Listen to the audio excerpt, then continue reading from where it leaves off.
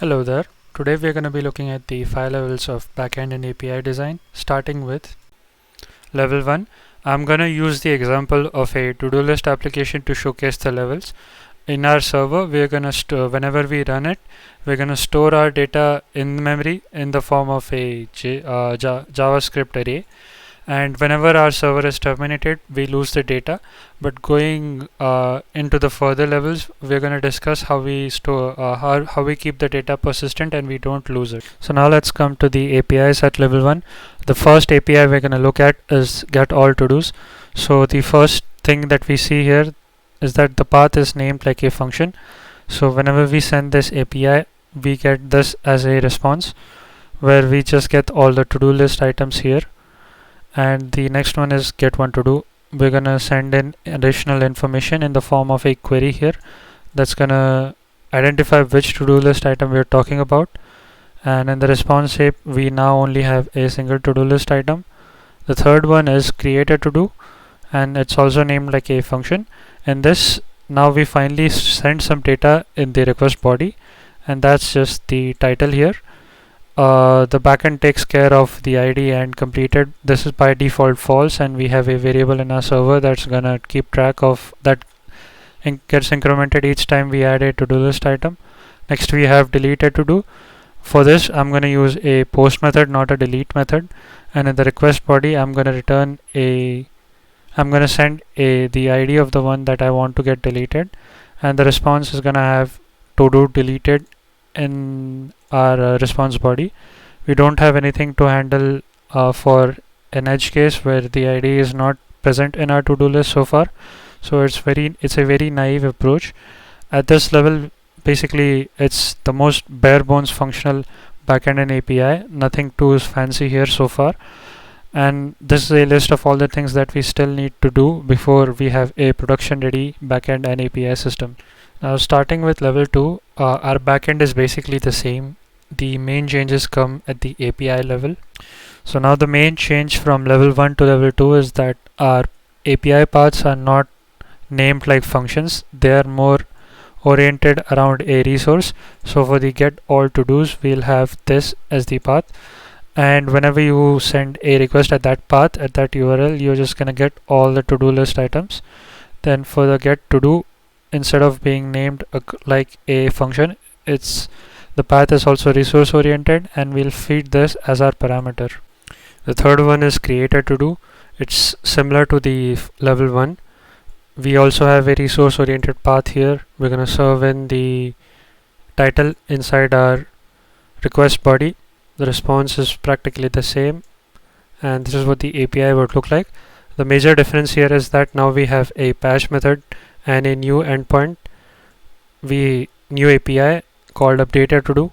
This is the primary way from which we're gonna mark off a to-do list item as completed, and this is what the server code would look like. It's gonna look at the to-do list array and see if we have it. If we do, we're gonna strike it as completed. If not, we're gonna return a message that says to do not found, and with a HTTP 200 code. This is what the API would look like. Similar to level 1, this is a deleted to do, resource oriented path, parameters the same, you get the gist. And this is what the server code would look like. If the to do does not exist, we're gonna return a message to do not found, and the response code is 204 no content. This is how the API would look like, and this is our full endpoint list. Different methods, different paths.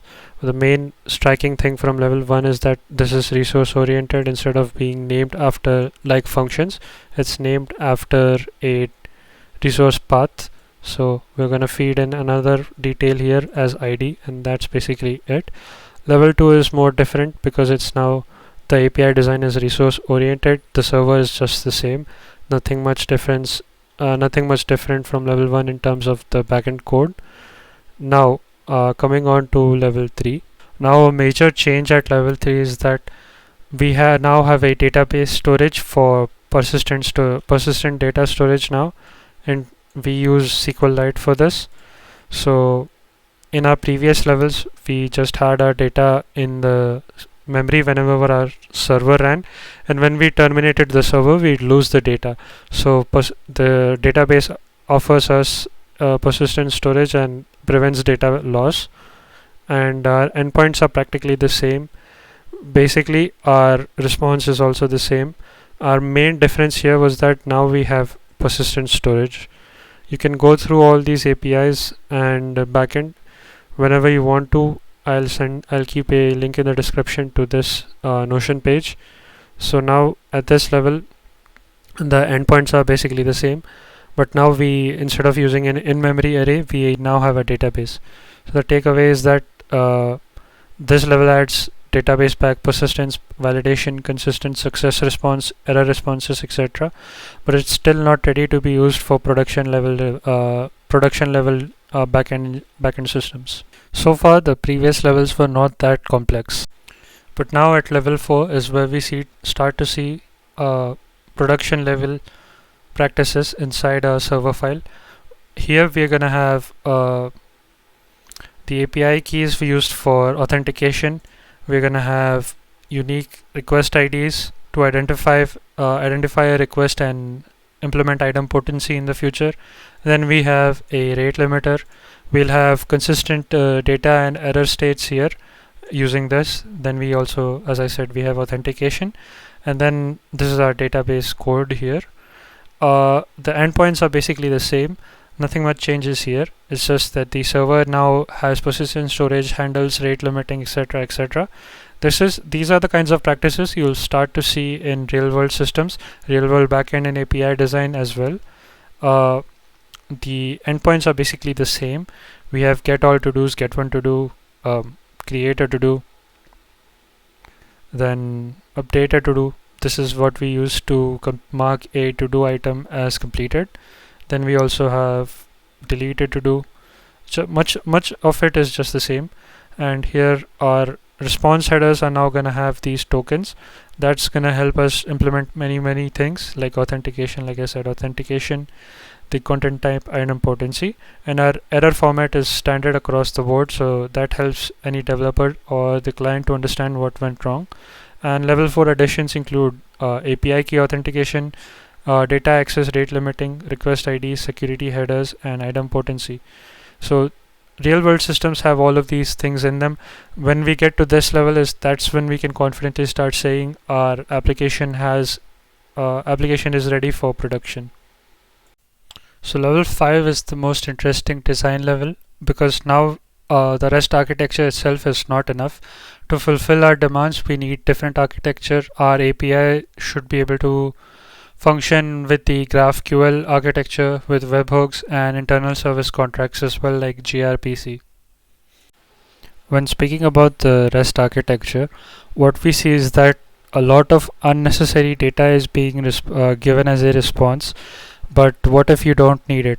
So for that we have GraphQL APIs that just return the data that our user wants, and then along with GraphQL, platform level backend systems should also be able to react to changes. For that we use webhooks. So this would be used whenever we want to update something, when stuff has changed or an event has occurred. So platform level systems don't just use the REST architecture, they also use GraphQL, they also use webhooks to give the best possible user experience. These are all things that happen behind the scenes. The user is never aware of it. That's called abstraction. So you don't see the implementation that happens behind the scene, but a platform level backend system will have all of these things into consideration.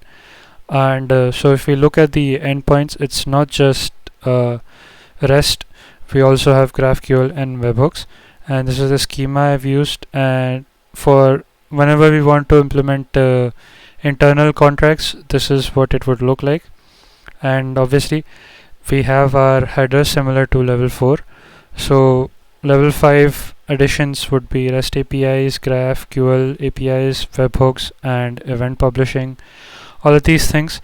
That's the conclusion of level 5 as well. So, and a quick disclaimer before I end the video. There are not only 5 levels to a backend engineering system. Real systems can go significantly deeper. They can have queues, caches, distributed systems, load balancers, replicas, sharding, service meshes, so on and so forth. A lot of the diagrams for that would look like if someone spilled spaghetti on AWS. But primarily for this video, I've focused on API and backend paths most developers would actually experience, from a basic server to REST design to contracts and to production behavior. So this is not a complete map of all possible backend complexities, but it is something that most people would encounter when they begin developing backend systems. So with that, I would want to say thank you for watching.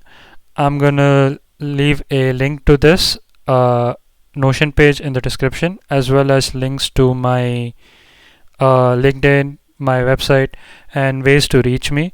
If you are a recruiter or know anybody hiring for entry-level software positions in the US right now, please hit me up. I am currently looking for new roles. So with that, I would want to say thank you and have a great day.